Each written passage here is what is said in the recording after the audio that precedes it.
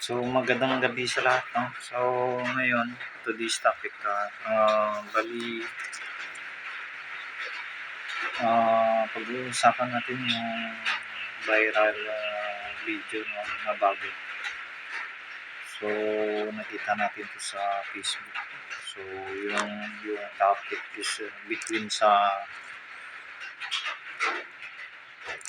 nakabike tsaka sa nagmamaniho ng ano ng sasakyan. So, yung insidente kasi nabidyoan ng nagmamaniho din ng sasakyan. So,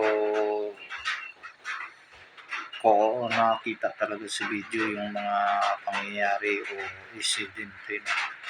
So, bali yung nangyari dito is nakita sa video kasi na binatukan tsaka binunutan ng baril yung yung nakabike. So,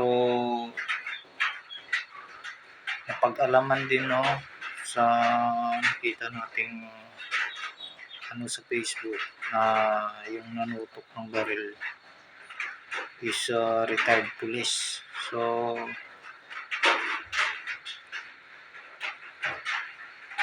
yung problema dito is masyadong nadala siguro ng emotion yung ex retired police. So, napag-alaman din na nasito na yung dalawa o nagkaayos na. So, inaamin din ng nanutok ng baril na may kasalanan din siya.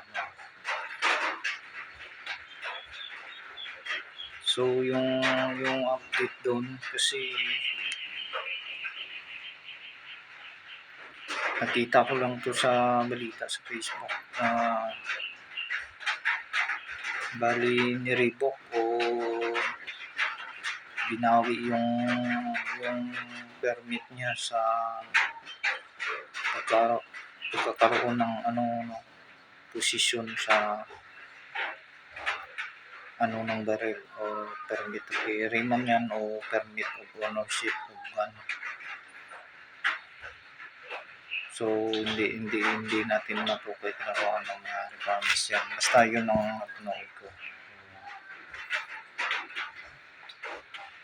Yung dito, pinakapunto yung sinasabi ko nga palagi, no, lalo na sa magmamaniho tayo, no, lalo na sa daan tayo. So, wag masyado tayong magpapadala sa emosyon kasi minsan, no, hindi natin alam na yung action natin minsan sa sitwasyon. Nagkakaroon na tayo ng dyan, ng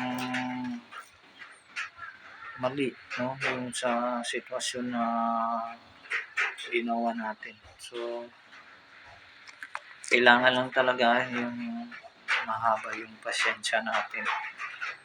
Kasi traffic naman, no, bukod sa mahaba yung pasensya natin, give and take lang kasi yan. So, walang perfect na driver sa pagdating sa pagmamaniho, lalo na sa traffic o sa daanan. So, ayun nga, no, hindi na natin yan